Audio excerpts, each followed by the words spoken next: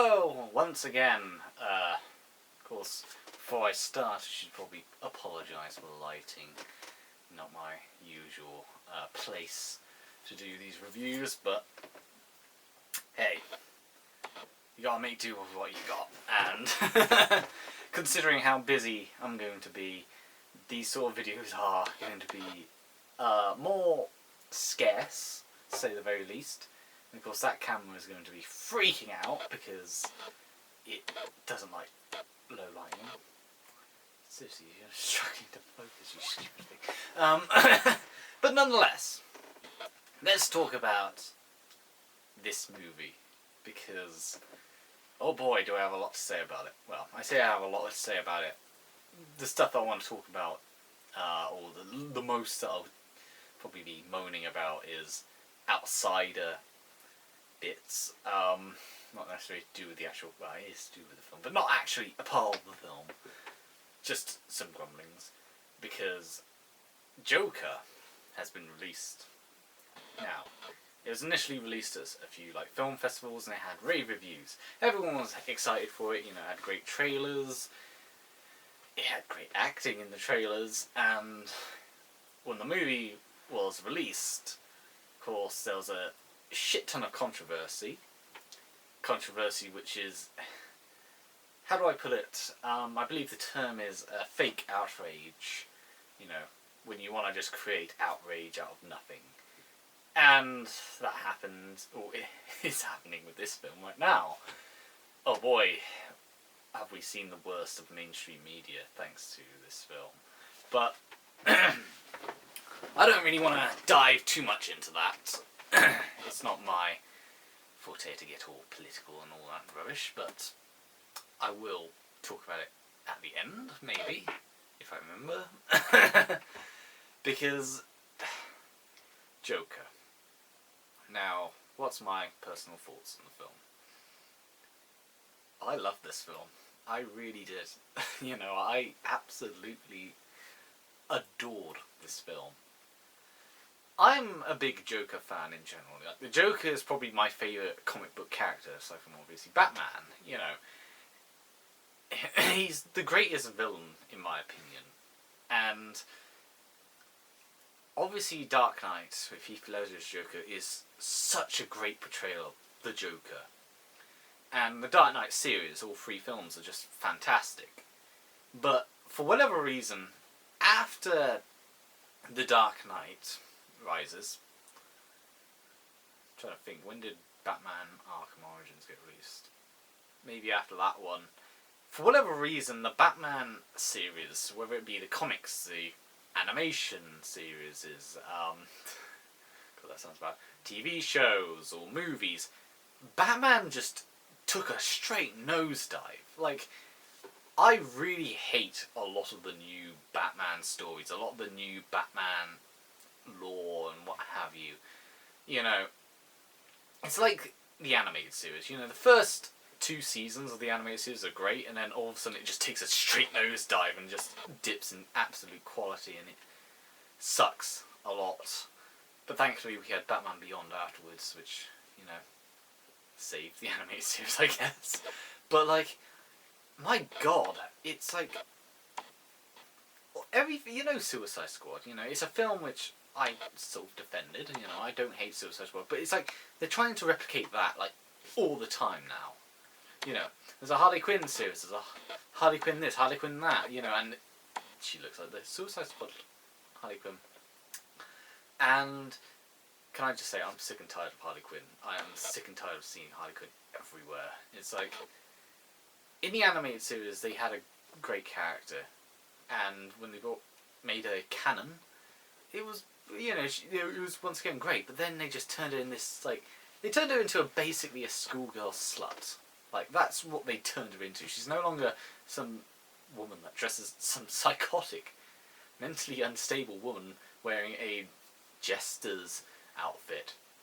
No, she's just some whore, some prostitute, and of course, then there's the Joker in comics, and nowadays, the Joker is no longer this,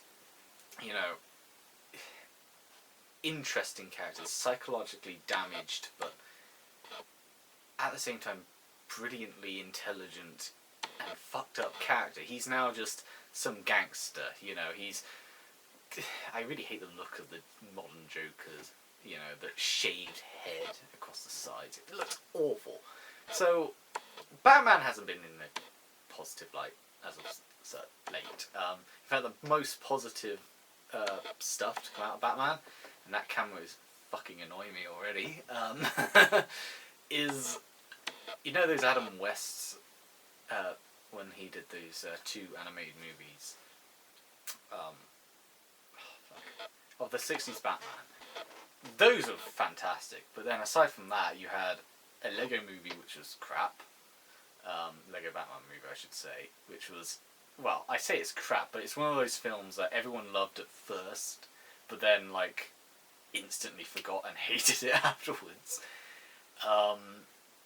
You had, you know, obviously Justice League, which I didn't hate, I sort of liked, but yeah, Batman was completely out of character in that. Suicide Squad, I didn't hate, but there are a lot of problems with that film. One of which was ironically the Joker. So, when I heard they were doing a standalone Joker film, my first initial reactions were, okay, I'm not looking forward to this, especially because we have just got off the bat of Jared Leto's Joker, and I hated that Joker so much. That is, when I was moaning about modern Joker, modern Batman, he is a prime example of why I hate modern Batman stories. And, you know, then they had like initial like preview where, you know, Joaquin Phoenix basically, you know, stood in like this dim lit area. He was without makeup, and then all of a sudden he's smiling with makeup. I will admit, one of my initial reactions were of the makeup. I won't lie. I was a little bit like, he looks weird. And no, like, I've not been used to a Joker which had like red eyebrows and big red nose. Like, I didn't mind the blue like diamonds or the obviously the makeup in general. I am one of those people that do prefer a Joker that is rough looking, you know, like Heath Ledger's Joker. You know, he's not someone that's dumped in chemicals and bleached. He was someone that just put makeup on, you know, like that. And if you are going to go with the bleached idea, at least just make it his skin, nothing else. But I digress. So the trailers were released, and the trailers were just amazing. You know, I have not seen such good trailers for a long time. Like, okay, Endgame's trailer was fantastic as well, but like that's just pumping you up. You know,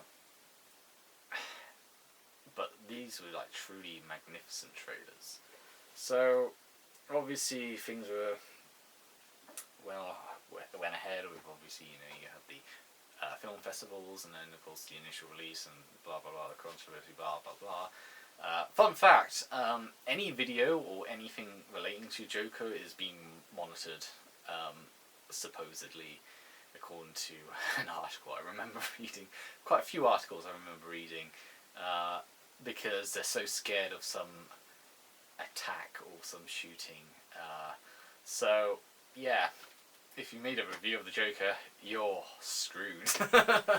But I digress. So the film follows Arthur Fleck, and it essentially is a Joker origin story. Simple as that.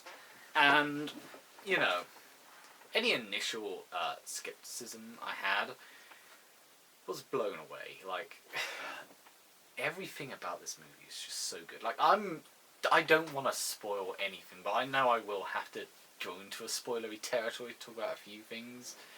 But holy shit, is this the best Batman-related film since The Dark Knight Rises? Obviously, Dark Knight Rises isn't like as a Dark Knight, but I'm just saying, Dark Knight Rises was epic, nonetheless. But I digress. But this film is such a good film. Like, it's a dark film. It certainly is a dark film. It's certainly a film that will make you think quite a bit. If you're one of those people that gets confused by the most simple things, you'll probably, get a little bit confused here and there, but then again, if you think about it, it might help. So, geez, I don't really want to talk about any of it, because this film is, if I talk about anything, it really is just going to spoil the story. Especially because I do have a few criticisms. I might as well mention one of them, because it's not as spoilery, because it's in every single trailer. But even then, the criticisms that I have can easily be just... can't speak today. Easily be just fixed, basically. They can be easily fixed thanks to this movie and the way it is. So, of course, one of the criticisms I have is the constant, dare I say...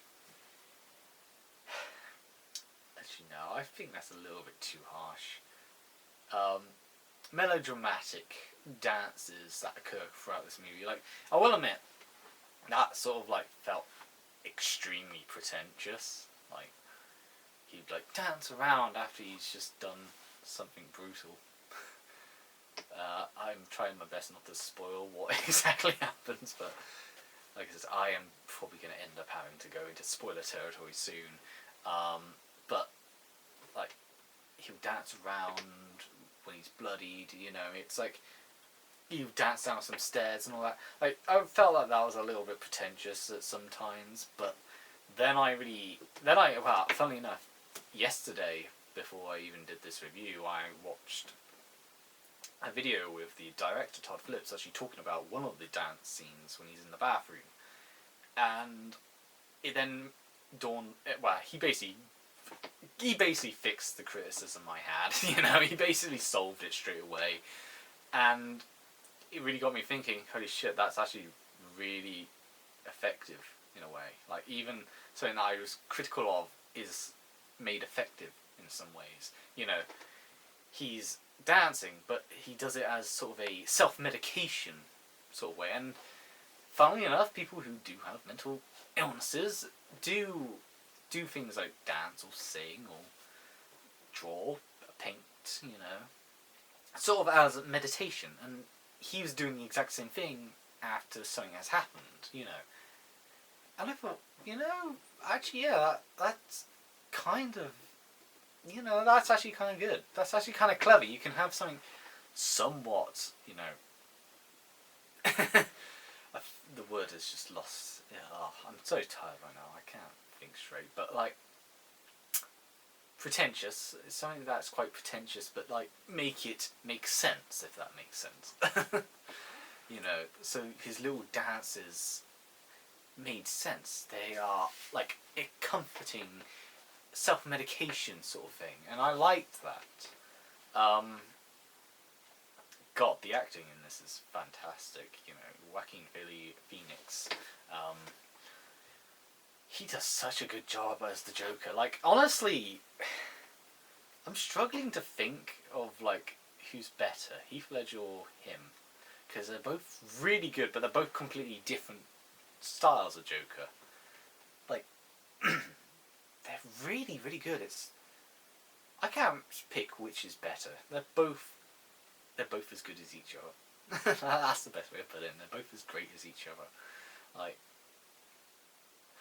Maybe if you could combine the two, you might get the perfect Joker. But then again, for me, this is sort of handing the torch down, in a sense. Heath Ledger's Joker is so fantastic, and of course you have Jared Leto in the middle. He looks at him passing the torch, but he doesn't pass it to him. He passes it to Joaquin Phoenix. And Joaquin Phoenix has done such a fantastic job as Joker.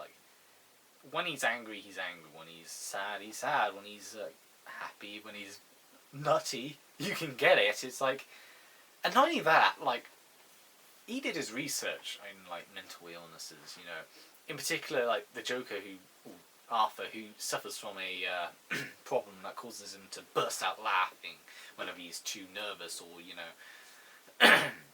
in a tense situation, like, which is a real problem some people have, and, you know, he actually did his research to try and, like, get it as accurate as possible, and, you know, it actually does feel accurate, you know. They really do go for that grittiness. Speaking of grittiness, Gotham in this film is just this... How do I describe it? It's like, it's beautifully ugly, if that makes sense. You know, it's ugly, but it's perfect sort of ugly. It needs to be like this. It's like, there's alcohol's being set in the 80s and Gotham technically being around New York. Even in like the comics, it's around Manhattan area, but nonetheless, like, there's trash bags everywhere. There's like, people are just scummy in general. It's a dirty, dirty looking city. You know, it's people just, they look rotten. They look almost zombie-like in this film. Everything about this film looks decaying. It looks like it's falling apart. And it makes sense. It's Gotham, and it's such a perfect look to Gotham.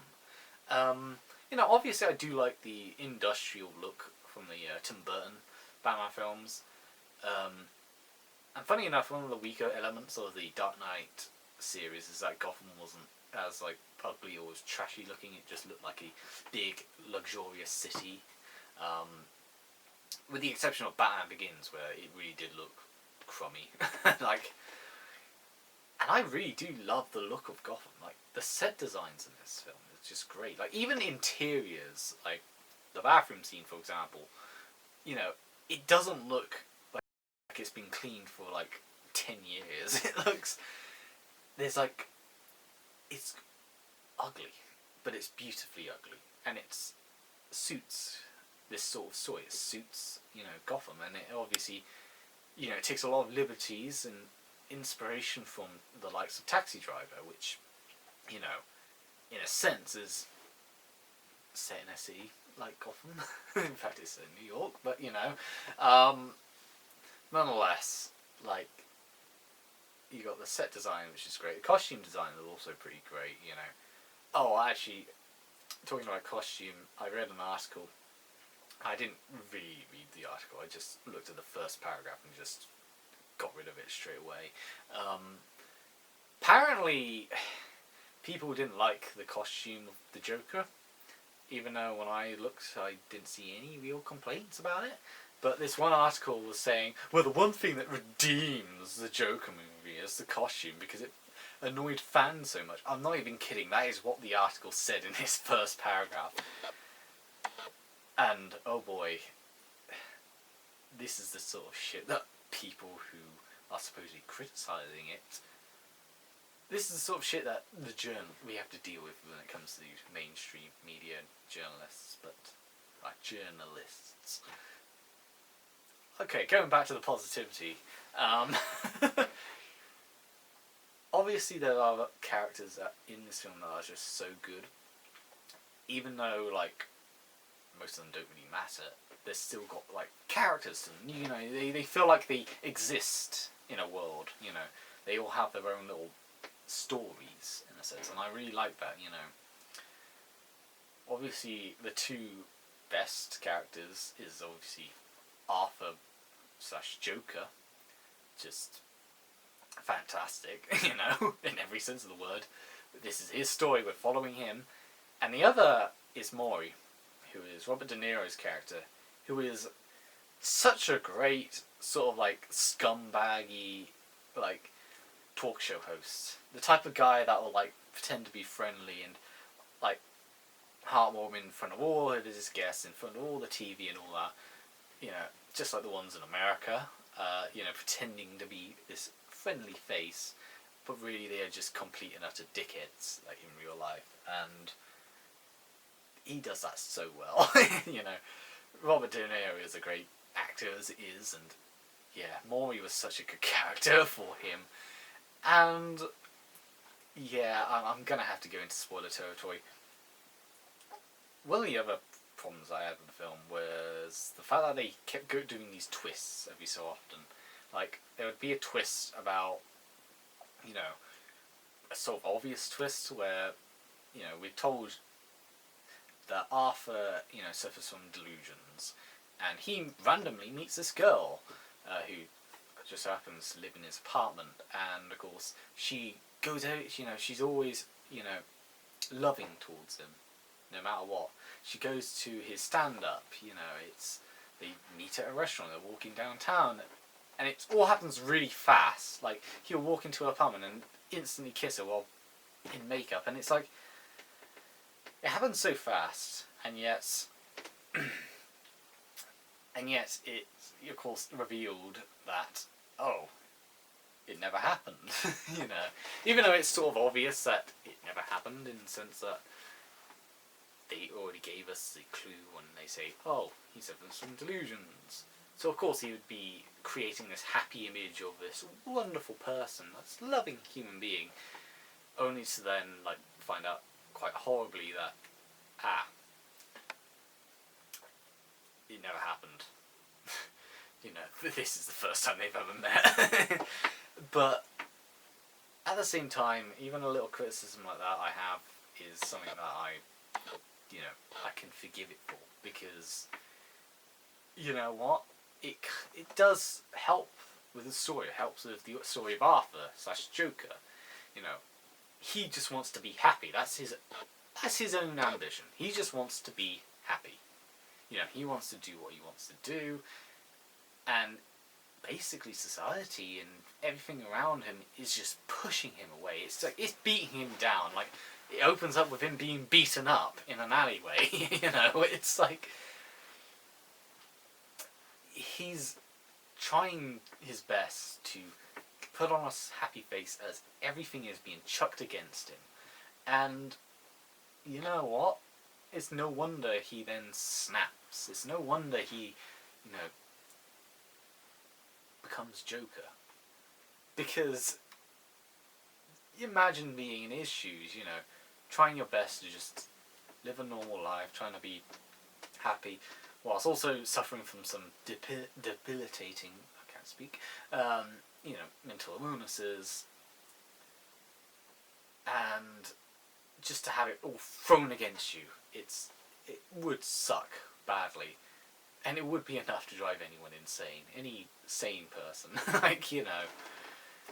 But lest we forget, this is actually about a white supremacist, according to the media and the journos, and it's about a, what's the word they use? Incel, that's right, about an incel. Even though their definition of an incel is different to the definition of an incel on the internet, but hey.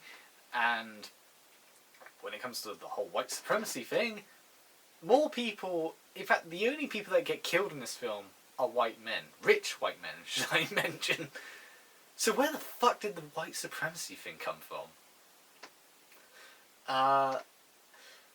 But then again, upon noticing these articles and watching the movie myself, I realised not a single one of these people have actually seen the film. It dawned on me that, holy shit, not a single one of these so-called journalists, so-called, the mainstream media, have actually watched the film. They're just assuming things out loud, trying to provoke fear, and the most sickening part about it is they really want a mass shooting to happen so they can blame this film. It's twisted.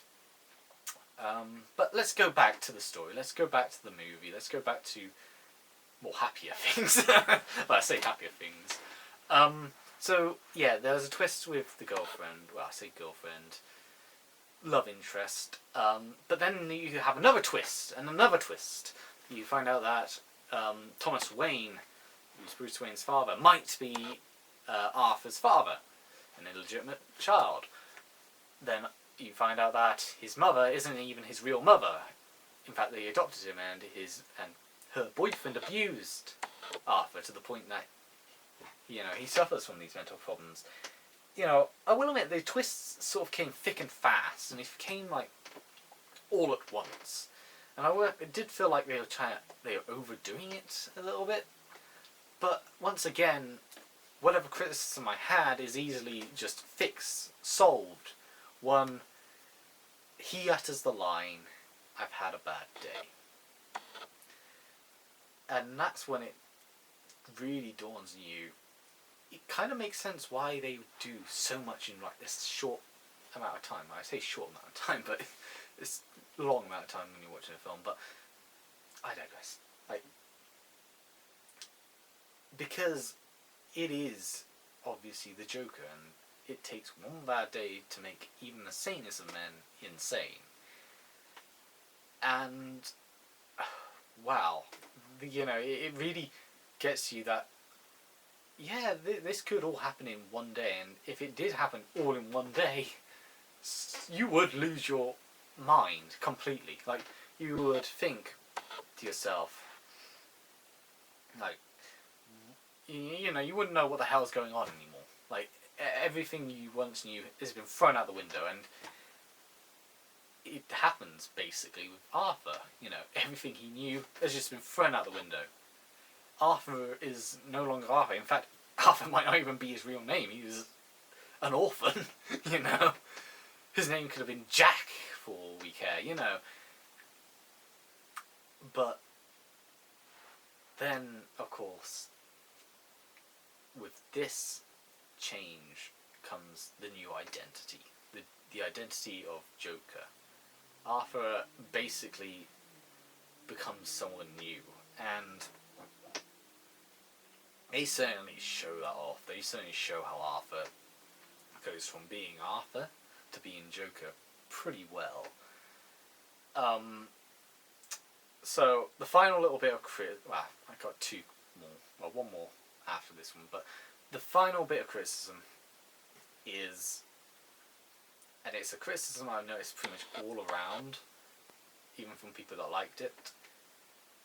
They do a Wayne's murder in this film, and I'm going to have to say this right now. Of all the Wayne murders that I've seen, this one is probably the worst one I've seen.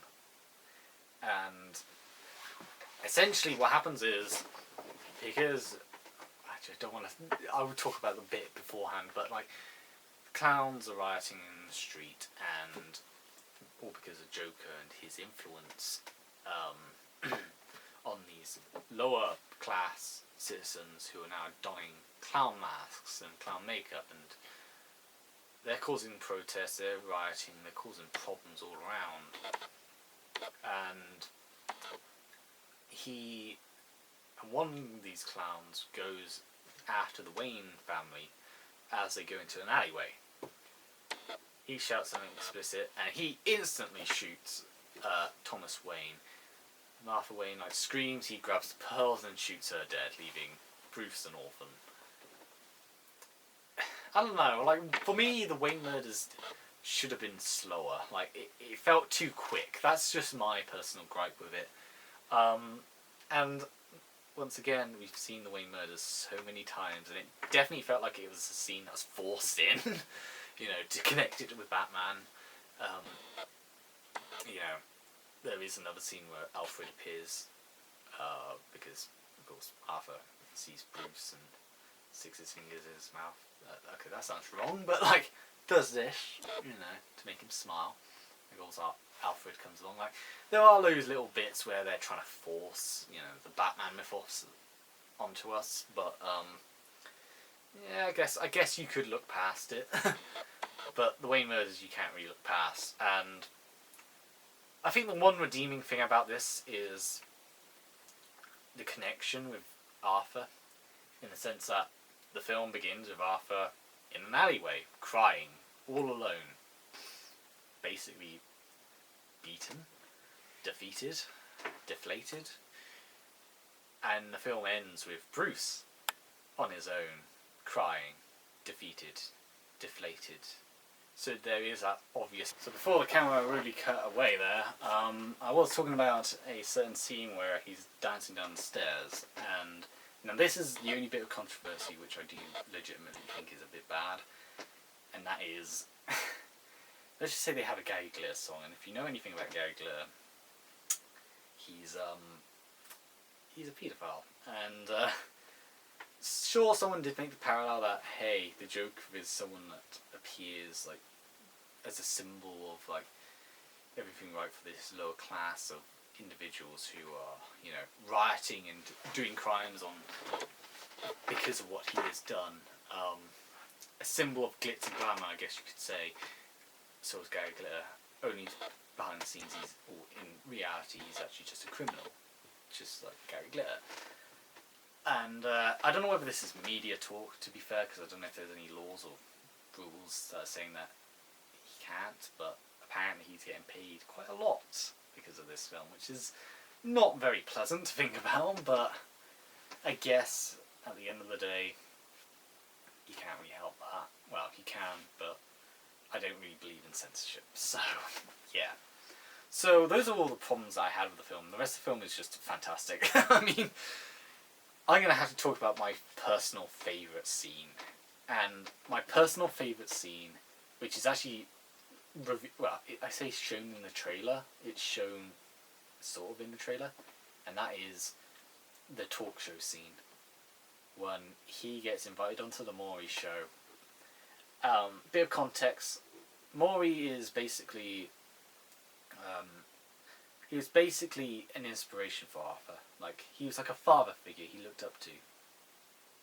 And Maury, I keep saying Maury, wrong one. Maury, he, you know, he has a vision at one point that Murray is going to cool Arthur down, and he's going to praise Arthur, and he's going to say, "You are the son that I never had," you know, and it's going to be a happy ending, basically. And he looks up to Murray, but as I said earlier about the Murray character, he's a dickhead in real life, and like with many dickhead talk show hosts, which is basically all of them,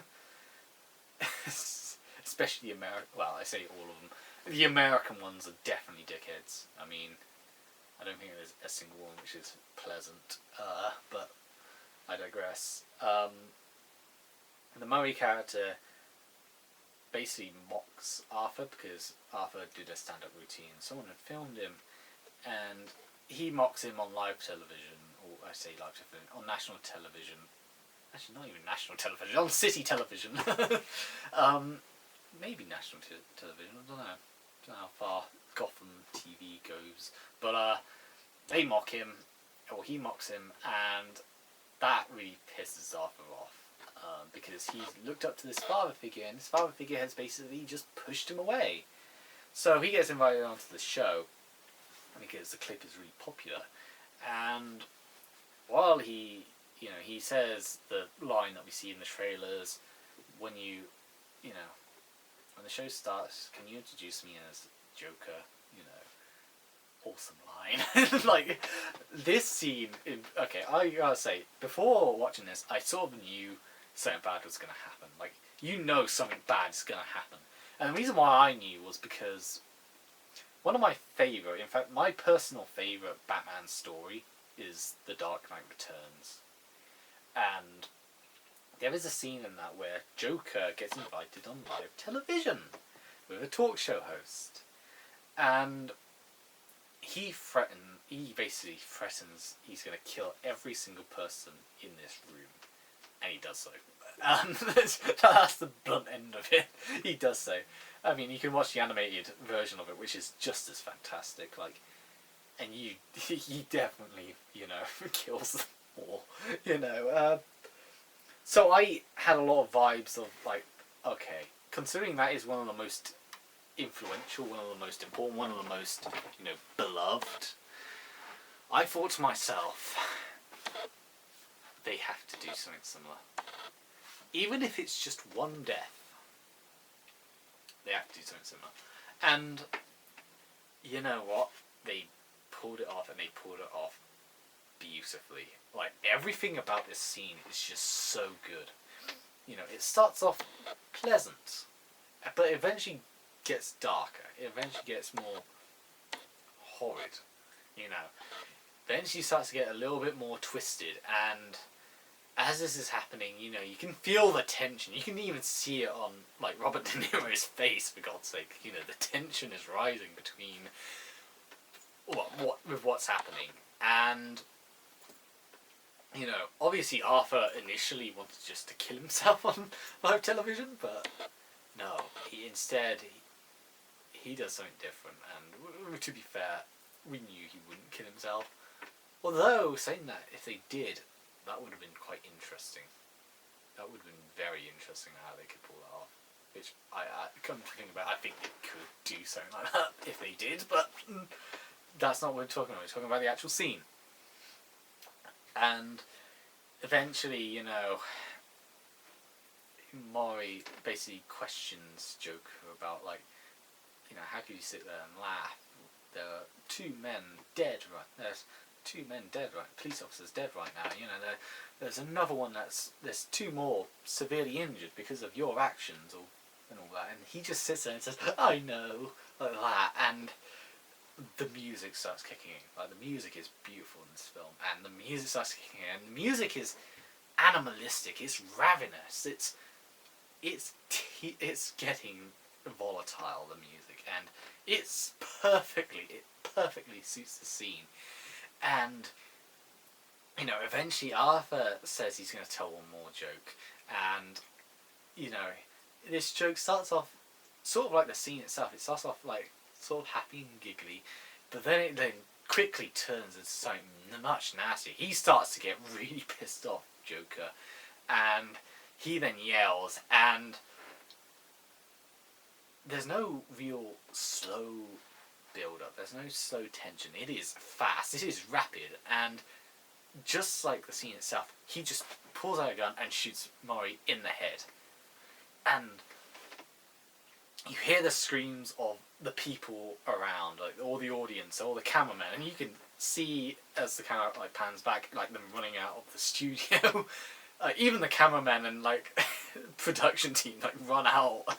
It is such a beautiful scene, and it doesn't just end there. Oh no, Joker just sits there. He smiles. He's like content with himself. He laughs a little bit. He gets up and he shoots the corpse again.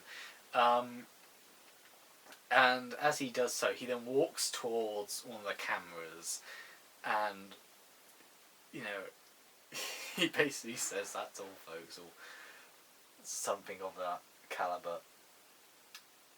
I'm awful when I can remember things, but it's actually what Maury says every time his show ends. Like at the end credits, he always says a line. Of course, Joker says that line to the camera, and he's about to say something else, and then it just cuts away to, "Oh, we've got some technical difficulties."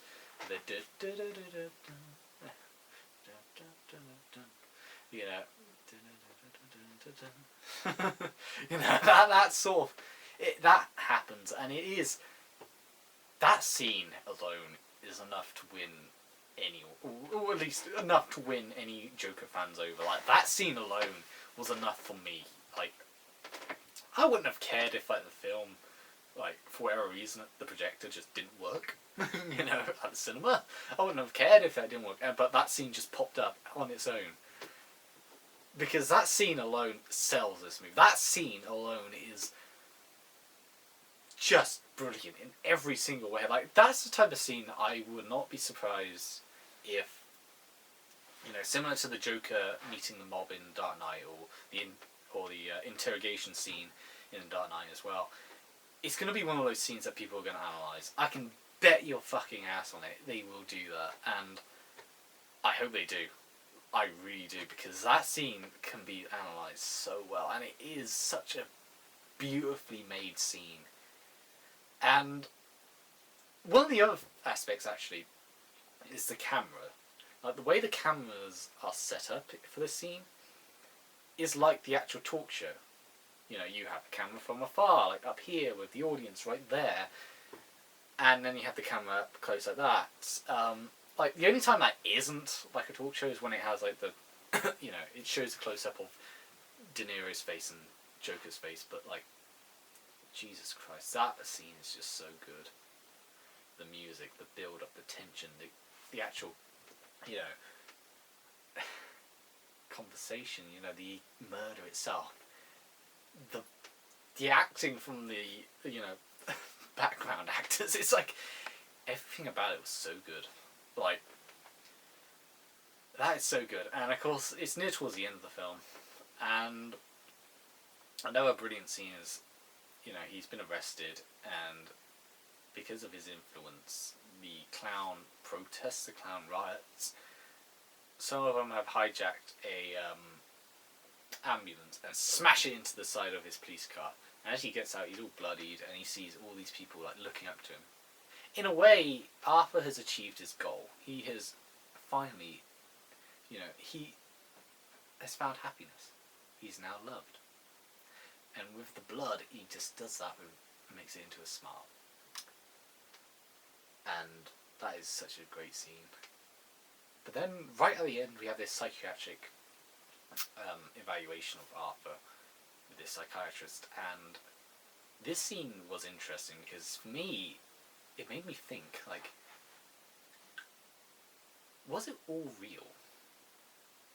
Like, this is the type of film where, if it isn't real, I would not be angry or anything, because it would make perfect sense. In fact, it would actually make me happy, because, you know, the idea of a Joker origin movie, like I said, sort of like, I wasn't looking forward to, but then but this ending really got you thinking, like, it could have been all in his head. You know, this film is inspired by Taxi Driver and The King of Comedy, and this could all easily be in his head, and it makes so much sense, because the Joker is someone who, by his own admission, prefers to have multiple origins. And this, yeah, it's just, that is something that's going to be, like, have a million different theory videos for sure.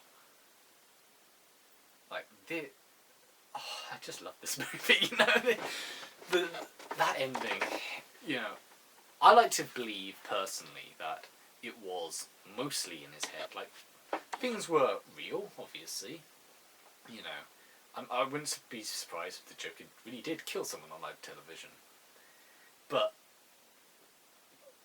like, you know, all the stuff about the Waynes, for example, or his mother, all those twists, you know, even his life, I do wonder if, like, that was all in his head, this ideal, one of his many origins, perhaps, you know, because, like I said, is Arthur even his real name, you know?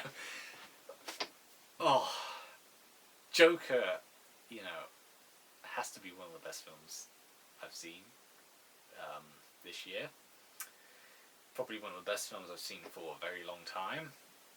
You know, obviously I am a big, you know, comic book movie fan. You know, I love it. I loved Infinity War and loved the Marvel MCU, mostly. You know, with the exception of a few, like Iron Man 2, Captain Marvel, and Thor 2. But, like,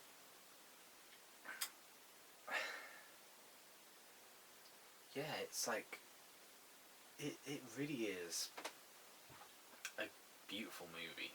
Music is great, the characters are great, the story is interesting, it's intriguing, it's like, you know,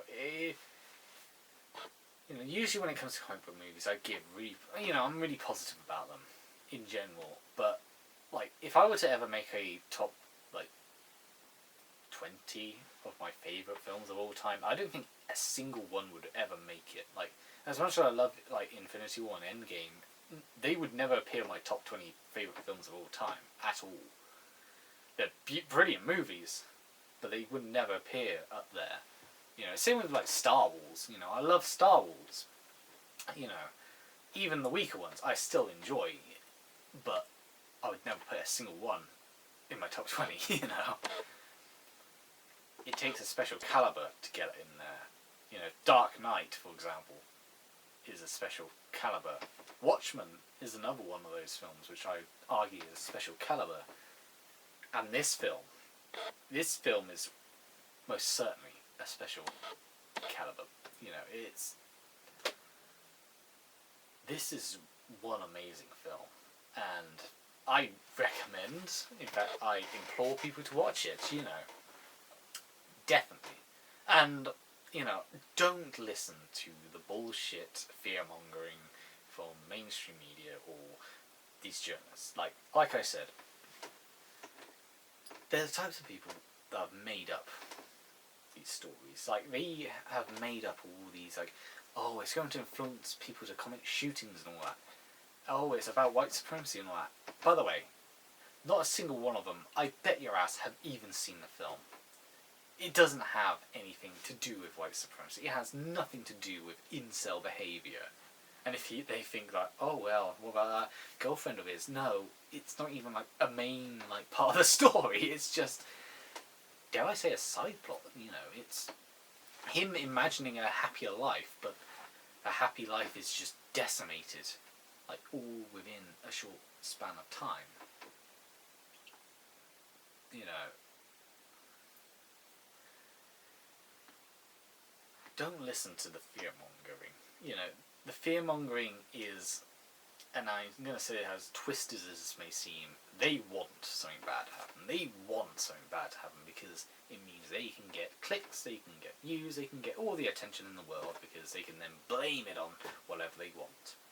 You know, they did it they've done it time and time again, like the amount of shootings that have been blamed on video games, for example, or, you know, music, for example, video or TV shows, or even, you know, movies. They're gonna keep doing this, and I'm just so glad. I am so glad that people are finally getting a grip and just realising this, you know. And I should probably point out, yes, there is a vocal minority that will continuously bitch and moan, but there is also the silent majority, and the silent majority, ironically, have the louder voice in the end. But they don't use words. They don't type it up. They don't scream on Twitter or YouTube. Well, they do on YouTube, but they don't do it on, you know, Twitter or anything like that. They simply enjoy what they enjoy or hate what they hate. And I think that's important to understand. You know, everyone's entitled to what they believe in, but if you're going to be one of those fearmongers and you're going to just make up bullshit just because you want attention and you want something bad to happen, then quite frankly you can go fuck yourself, because that pisses me off more than anything. Like, I would not have a problem if you're someone who watched the Joker movie and just didn't like it. Because, I don't know, you thought it would have been one way, but it went another way, for example. Or, you know, you didn't like all the connections with Batman, or you didn't like the twists, or what have you. But if you're one of those people that are going to complain about bullshit, fear-mongering bullshit, then quite frankly, you can go fuck yourself. That's all I gotta say. I think this is a fantastic movie. You know, I totally recommend it. You know, it's just so good. You know, I don't think any other film this year is going to top it at all. You know, I don't think Star Wars is going to top it at all. You know, this is such a good film, and I totally recommend it.